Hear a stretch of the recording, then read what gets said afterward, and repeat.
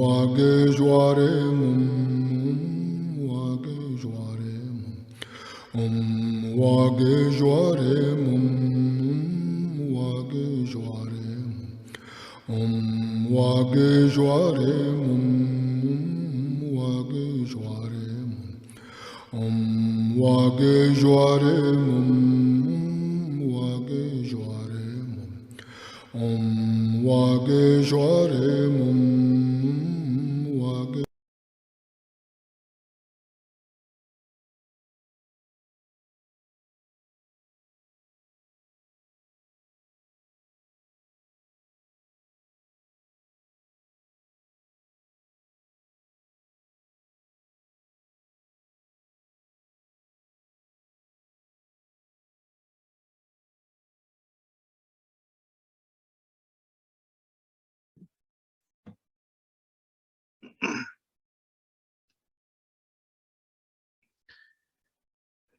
Good morning and good evening to everyone.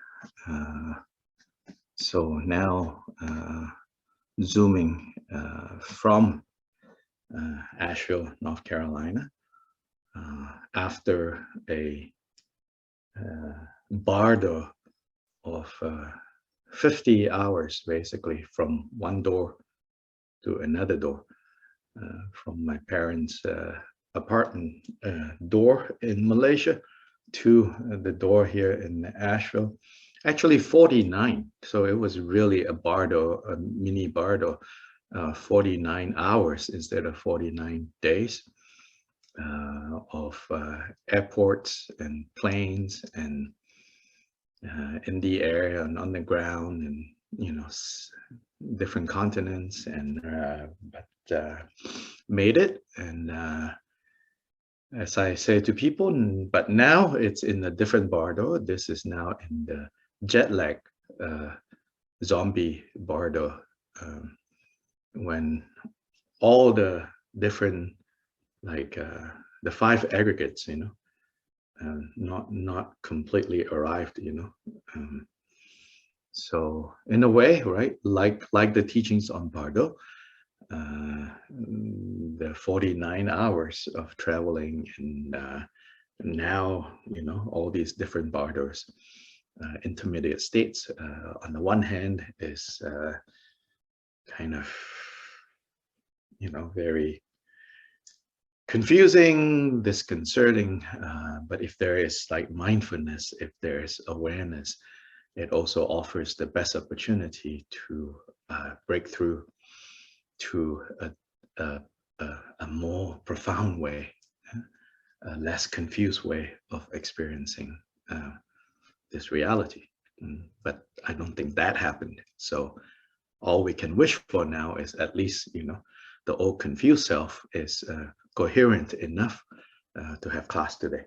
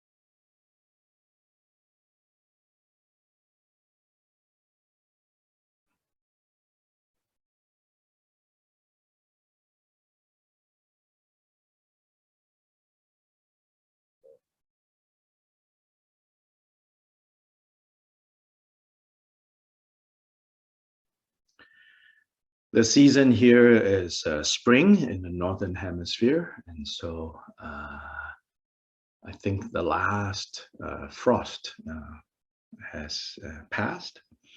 So it's a nice time to arrive back here. Everything is turning green. And then in particular, that weekend before I got back, a group of very generous friends. I see here maybe Laura Russell is one of the people, and maybe May Ma too.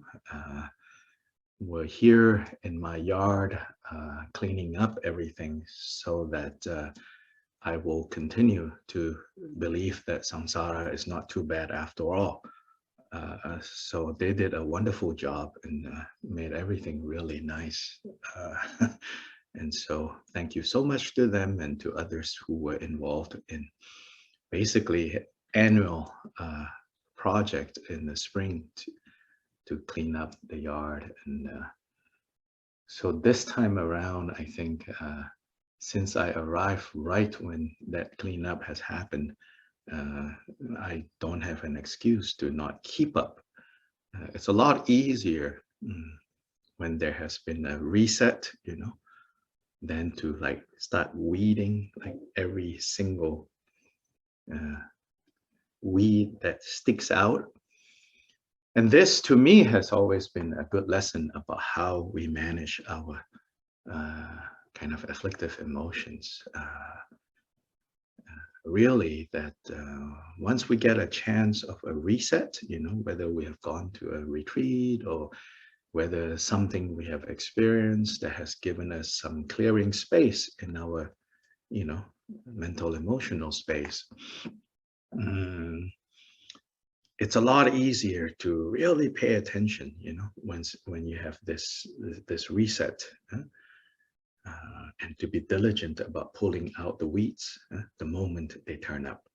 And it has to be consistent. Just like the garden out there, it's like the garden that is in here. Good news is that if you really is consistent and pay attention, it's very easy to just maintain, you know, a well-kept garden outside and inside.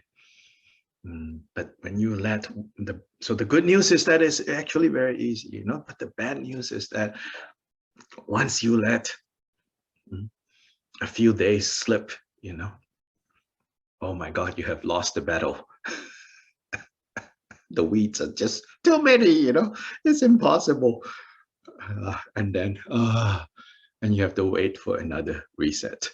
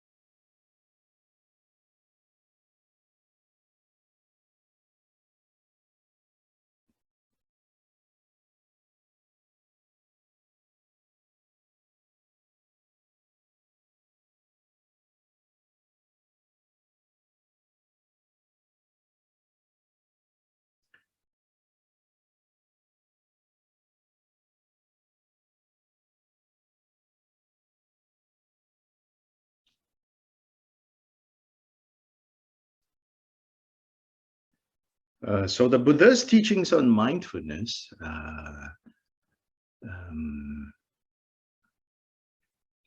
speaks to a cluster, you will say. You know, mindfulness is not just one thing. Yeah? The Buddha's teachings on mindfulness speaks to us having this a bag, you know, a bag of tools, like a toolbox, you know, different tools, you know, to fix things. So this label mindfulness, especially this label in English, mindfulness, and these days, you know, it means a lot of things to different people. But the Buddha's teachings on mindfulness, a few mental qualities are the tools that the Buddha says, you know, we should have. One is the mental quality of being vigilant or diligent. It means like paying attention, right? It means your mind is present and paying attention, right? So paying attention to what? Paying attention to not so much like what's going on out there, although, you know, it has something to do with out there. What about out there? It's paying attention to like whatever it is that turns up out there that in here recognizes. And in that moment of recognition, how or what this insight, how it is responding to what turns up. Yes, of course, it has something to do with outside, but really it's about how our insight tends to interact with whatever that turns up. So paying attention to that is one of these mental qualities that the Buddha say is really important to maintain what we call mindfulness. So that's one. So then with the garden, you know, with the yard, it's like you have to walk around, you know, daily. If you just stay inside the house, you know, and say, oh, I will just be comfortable inside the house, and you don't pay attention, then you pretend that, you know, the weeds are not growing. Then when you finally step up and walk around, you're like, ah, right? Then the other one is like you go out, you know, but then you go further than your yard. You just wander around everywhere else. Then you don't look at your yard or your garden and you think, oh, everything is fine, you know. That's also not going to work. So this aspect of paying attention, you know, most of us, either we say, oh, I will pay attention inside. I don't want to go out. That's avoidance, one kind of avoidance. Or I will pay attention, you know. So then now we go pay attention to all the things that are going on in the world. Then especially, you know, with the internet, you can pay attention to so many things, you know. Then you think, oh, this is paying attention. This is the Bodhisattva way. But it's not, you know. So how much attention and where to pay attention, we have to be skillful.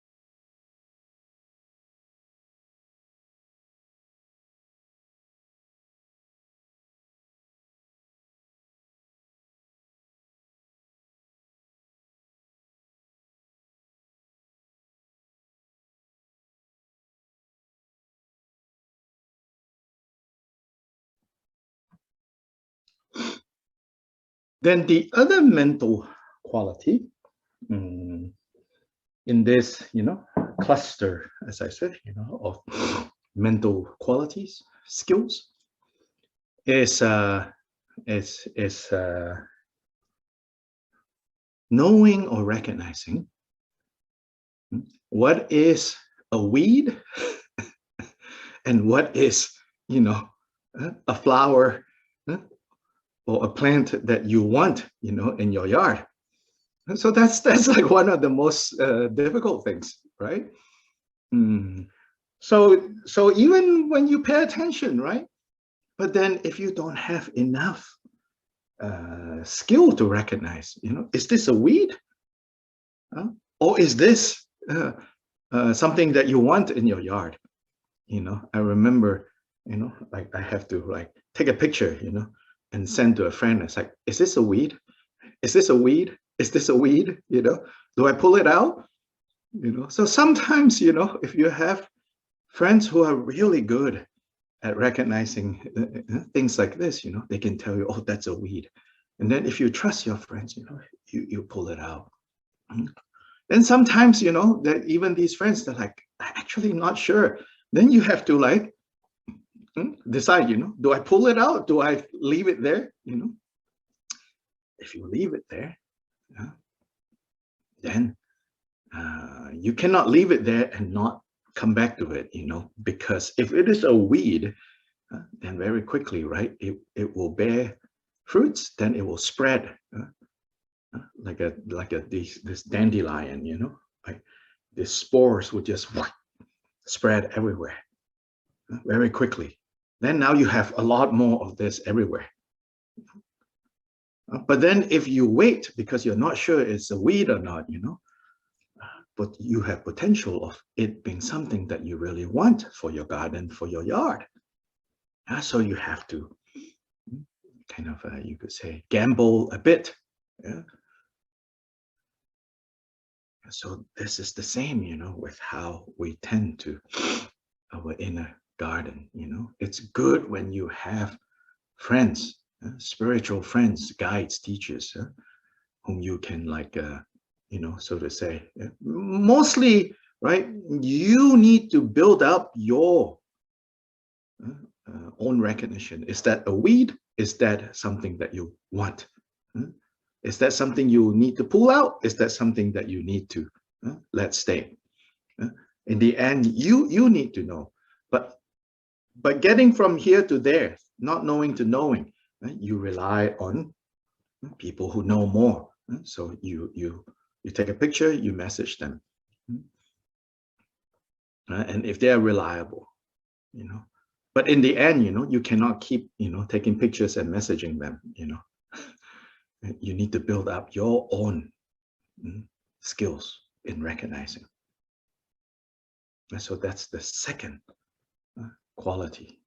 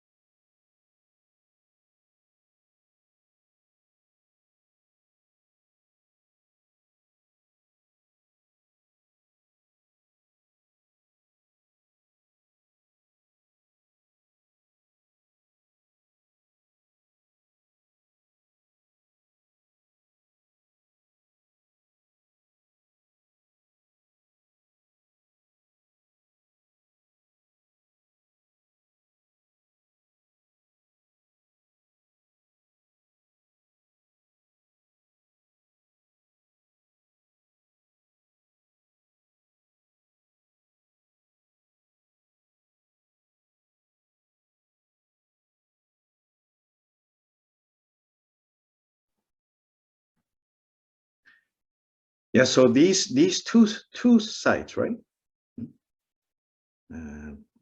Paying, skillful attention and knowing, recognizing what to pull out, what to add water, encourage to grow.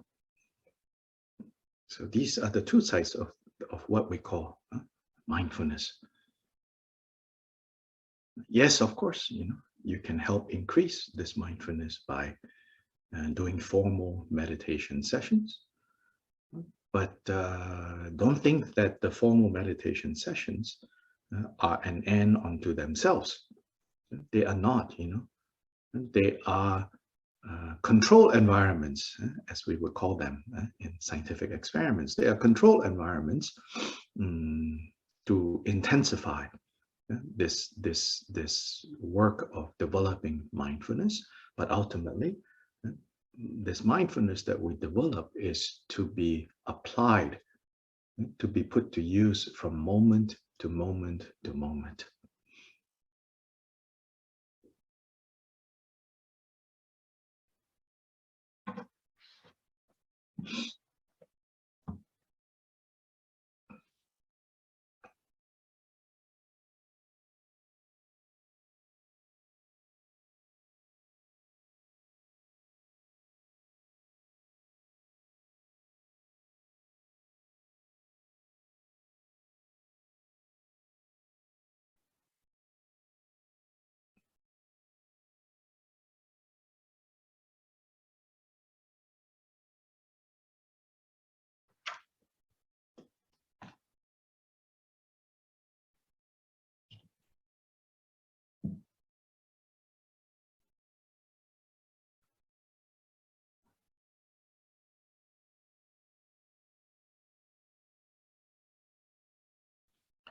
Anyway, again, happy spring.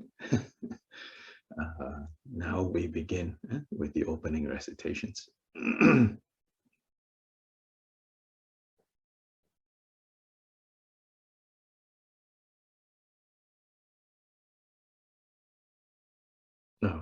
For Claudia, who is in the southern hemisphere, happy autumn.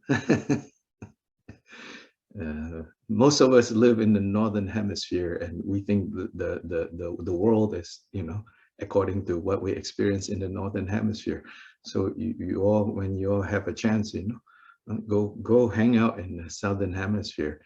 And Peter and Rossi in Peru, and Fernando. So it's good, to go up and down the hemisphere if you can, then your view and your fixation on like, oh, well, this must be it, this must be real, it gets not so tight.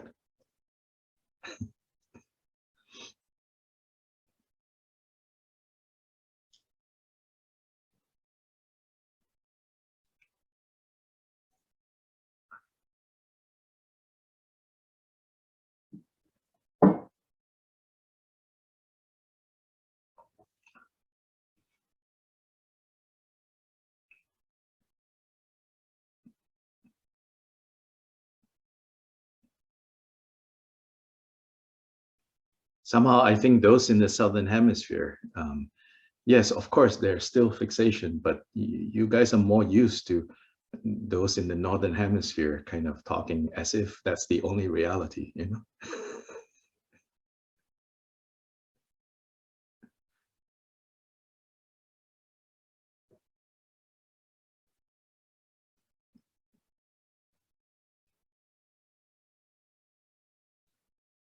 And so those are like you could say, like the Buddhist teachings, like the two extremes, eternalism and nihilism, So I think it used to be that I think eternalism is kind of like those of us who live in the northern hemisphere, we just think, one way, and that's what we more or less subscribe to, eternalism. Things will just keep continuing somehow, And then nihilism, right, is the one that things are just no rhyme or reason, no meaning, just like this. And now that view is becoming stronger and stronger for most people. That's only this life, there's only this, eat, drink, and be merry, who cares about anything? That's like the nihilism, But then even those who live more or less on the equator, right? You think you're on the middle path. Like everything is sunrise, sunset, more or less the same, all the time. 12 hours daylight, 12 hours night. Even that, you can get stuck in being fixated on that. So the Buddha's teachings on the middle way is constantly needing to help us cut fixation. Whether you're fixated on, the northern hemisphere view and think that this is it, or you're fixated on the southern hemisphere view and this is it, or even when you're fixated on the stability of the middle, suffering will arise, will latch on. So particularly then, in this chapter on wisdom, it's such a detailed kind of attack, a detailed attack. Manjushri's sword is now unsheathed in this chapter, cutting away all fixations.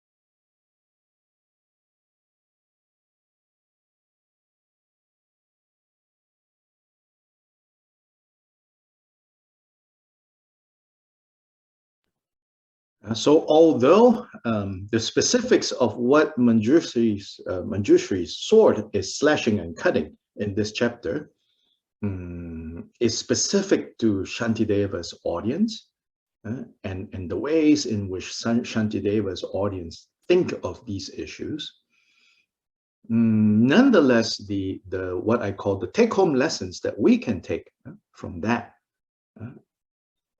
is present, very much so in this chapter. So as I have kept reminding us, don't get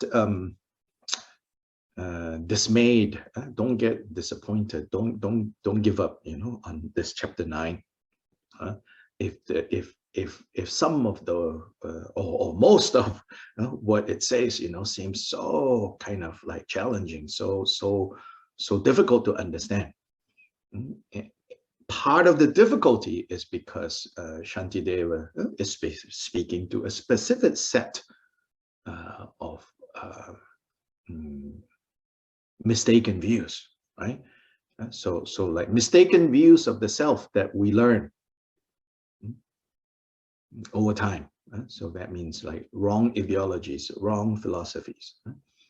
But those mistaken views that are based on ideologies, based on having learned them, based on having picked them up, are based on the innate sense of grasping on the self.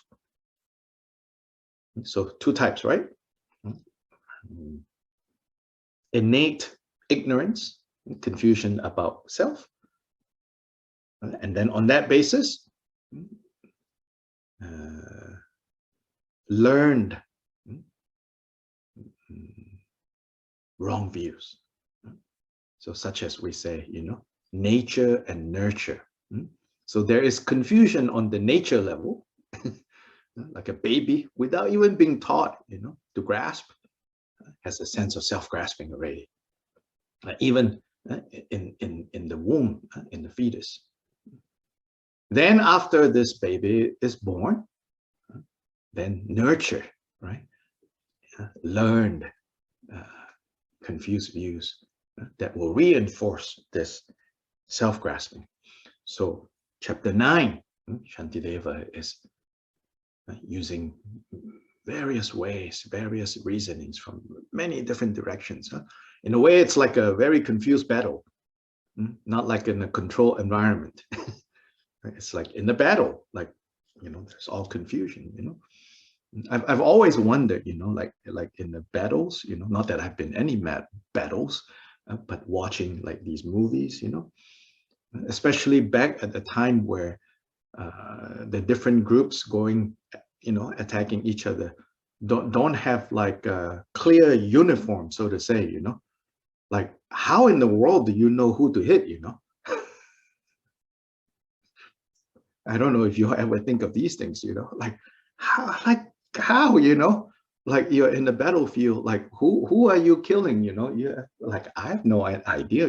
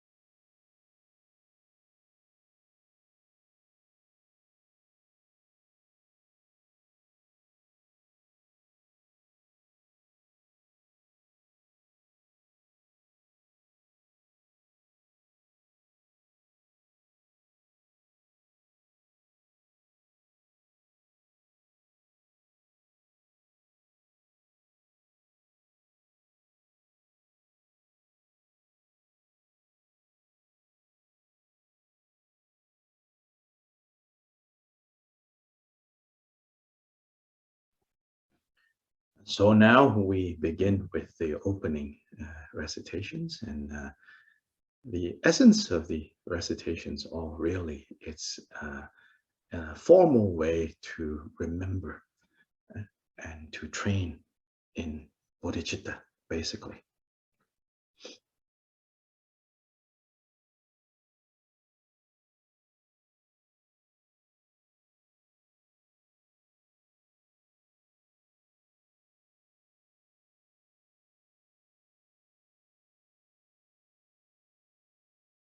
Although like each section of these recitations has a specific like reference function, like taking refuge, right? Four immeasurable minds and the sevenfold worship, all of that, So if you elaborate them, you can elaborate them into the 84,000 topics. Yeah, as we always say, Buddha's taught 84,000 dharmas. But if you So if you unfurl, then you have the 84,000 aspects. And if you gather them all in, they come to the single point of bodhicitta.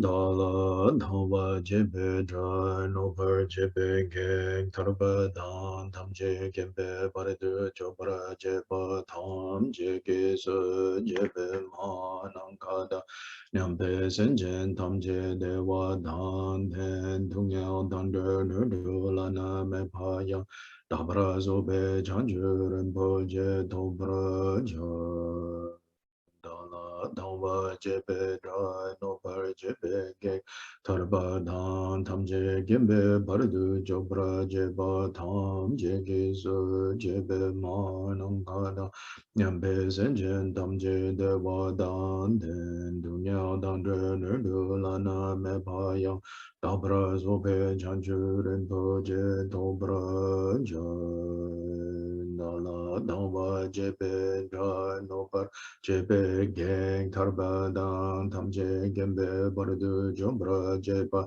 Tam Je Gizu Jebe Manang Gadang Nambe Senjen Tam Je Dewa Dan De Dung Yao Dan De Nidu Lana Me Ba Yang Tabra Zobe Janju Rinpo Je Dobar Je De Je De Zama Yeki Bardu lunga yisum gewa lango, mashi bardu lunga yisum gewa lango, du tere ne sung ne ma, sam ta samji bardu lunga yisum gewa lango.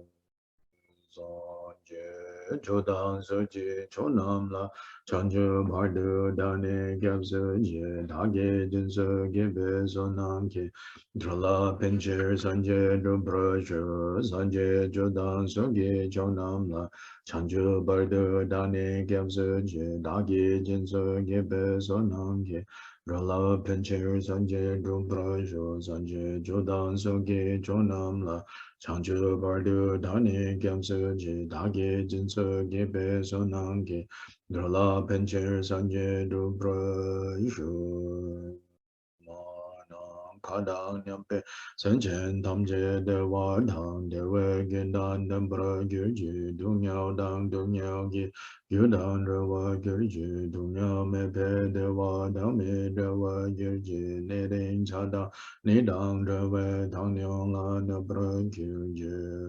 Manang Kadang Nyampe Sanchen Tamje Dewa Dang Dewe Gindan Dambra Gyurji Dung Yao Dang Dung Yao Gi Gyu Dang Rawa Gyur Ji Dung Yao Me Pe Dewa Dang Me Rawa Gyur Ji Ne Ring Cha Dang Ni Dang Rawa Tang Nyang La Ne Pra Gyur Ji Ma Nang Ka Dang Nyam Pe Sen Jen Tam Je Dewa Dang Dewe Gyu Dang Dang Pra Gyur Ji Dung Yao Dang Dung Yao Gi Gyu Dang Rawa Gyur Ji Dung Yao Me Pe Dewa Dang Me Dewa Gyur Ji Ne Ring Cha Dang Ni Dang Zhou Tang Nyong La Ne Pra Gyur Ji.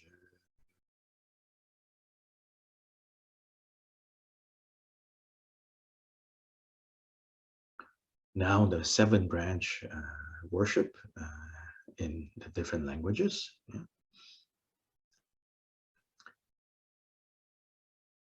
In all the worlds of the 10 directions reside Tathagatas of the 3 times. Before each of you, lions among humans, I prostrate joyfully with body, spirit, and mind, by the power of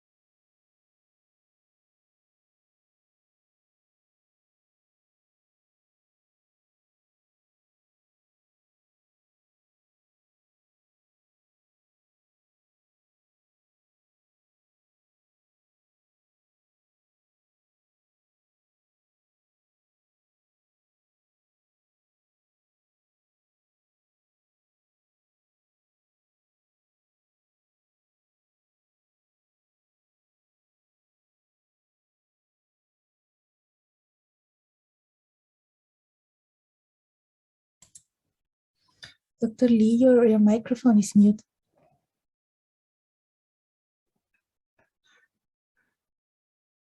Thank you. I assume everybody has been reciting, so so mandala, right?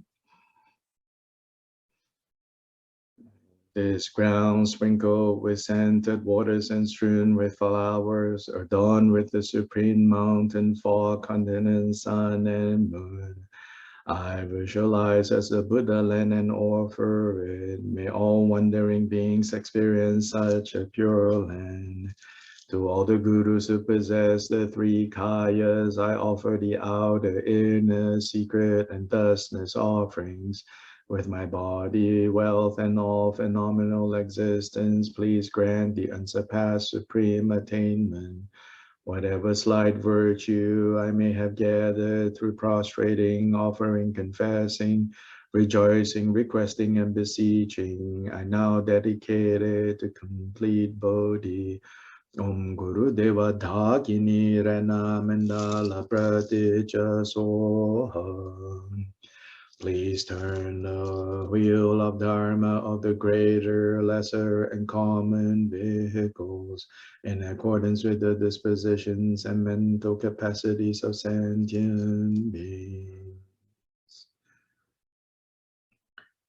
Dorje Janjan Dele Naro Dharma Mita Popa Dorje Dengun Kadin Chuntin Zawela Mesha Sajula Mayidam Chopin La Soa de Soda Jenje Lo Kya Dengi Dome Something and Petu Sung La Kya So Mega Wadoji Chang Pa Jiden Pusha La Dudu Tatu Sam Gyoleme Jinjin Lo Shi Tu Jejen Nengin Mumpasa Negan Sendo De Dudu Jenje Lo Yajin the Chansan, Pema Gisa Tombola, Yasen Joking Madumia, Pema Junesha Shuda, Kodu Kandu Mampu Koro Gagin Jason Tar, the Gagin Logi So Guru Pema said, Inge Podane, Dusun Sanje Kunjingo Moni, Rasen Jogun Sunton Zepa, Zawela Mesha Bla So.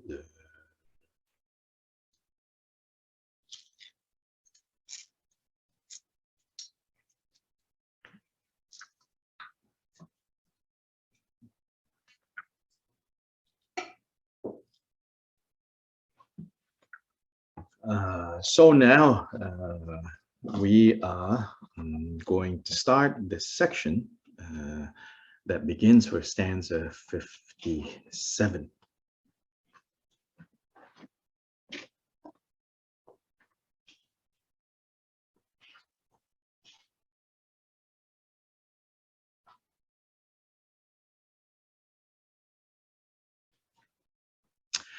So 57, 58, and 59 is a, you could say, you know, it's a condensed section on reflecting, on meditating on how this body, you know,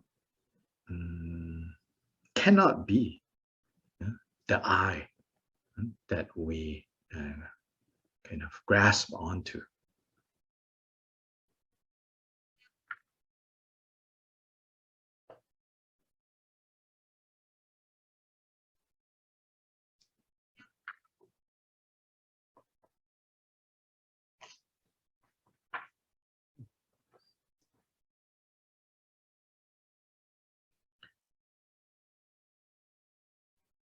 Of course, you know, intellectually, I believe, you know, intellectually, we all kind of get it, you know, like this body is not the I.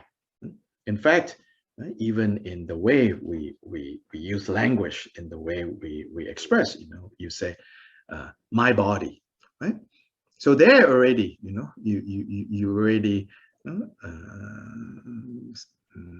admit, you know, that this body is separate from the I that possesses this body. However, even though intellectually we know this body is not I, but emotionally on the heart level, we actually do think, this body is the I. So first we have to see that. In order for the meditation or the contemplation taught in stanza 57, 58, 59 to work well, to do the work that it is capable of doing, as Shantideva recommends, first we have to see how, even if intellectually we don't think this body is who we are, we have to first see how, practically speaking, we do get stuck on identifying this body as I. Maybe not the entirety of I, but a big chunk of what we call I is tied to this body.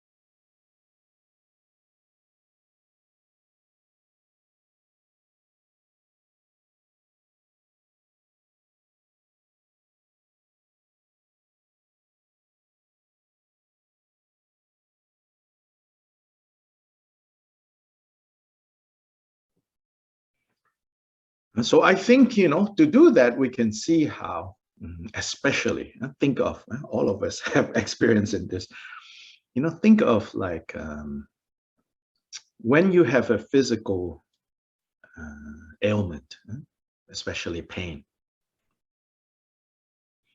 discomfort, especially in those situations, in those moments, you can see how your sense of I is very much tied to this body.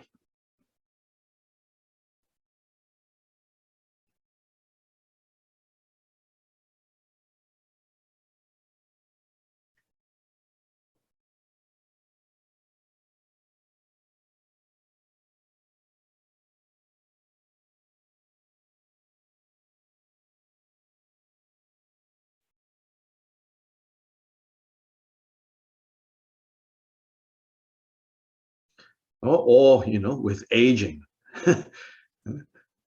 you can see, more clearly how much our sense of I is anchored on this body.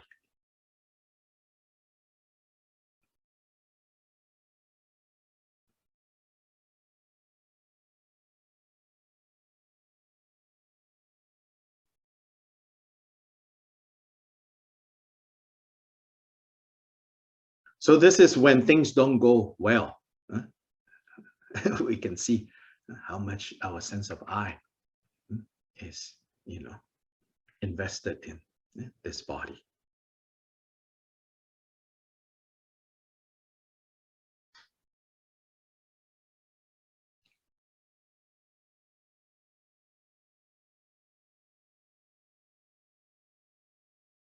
But even when things are going well, you can also see how much of a sense of I is invested in this body, especially if people, so you're feeling good, you're feeling strong, you're feeling young, you're feeling like this is spring, for example, I'm going to be fit, I'm going to look good, and then somebody says, oh, wow, I've not seen you for the whole pandemic, oh, you have put on weight, huh? Oh, these days, right? You have put on weight, maybe back 100 years ago when people say, oh, you have put on weight, you're like, oh, really? But now, oh, you have put on weight. Oh, or, like on Facebook or whatever, like, I don't want my photos, like somebody posts your photos and you're like, and tag your name, you're like, no, that's not how I look, like I'm not, the camera didn't really capture me, So even when things are going well, you can see how much, right? Even if intellectually, well, this is not me, but our sense of I, then extending from there, our sense of self-worth, our sense of self-image, right? All of that is so much tied to this body. And because of that, right? So Shantideva in verse 57, stanzas 57, 58, 59, he's going to take us through this journey of disentangling our sense of I and this body.